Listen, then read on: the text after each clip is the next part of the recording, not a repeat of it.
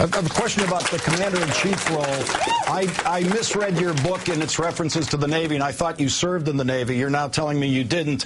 Can you explain how you avoided military service during the Vietnam War and during the draft, and why you should be commander-in-chief if you did successfully avoid military service during the war that came during what would have been your war years? After avoiding the Vietnam War, why should you be commander-in-chief? Lawrence, you know, do you stay up night to come up with the wording of these questions?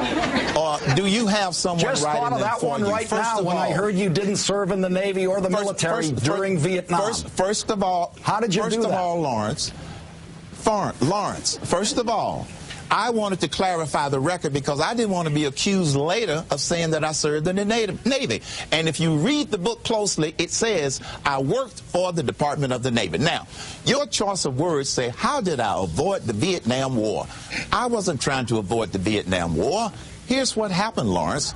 I was working in a critical area called exterior ballistics. I worked on something called the rocket-assisted projectile for the Department of the Navy.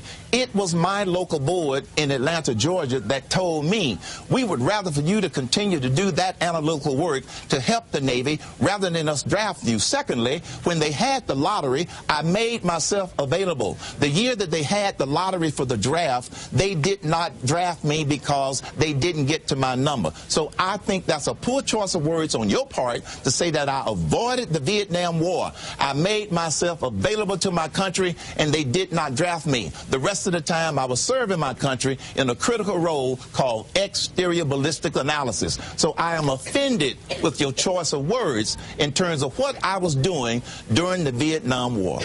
I am offended on behalf of all the veterans of the Vietnam War who joined, Mr. Cain, the veterans who did not wait to be drafted like John Kerry, who joined. They didn't sit there and wait to find out what their draft board was going to do. They had the courage to join and to go and fight that war. What prevented you from joining, and what gives you the feeling that after having made that choice, you should be the commander-in-chief?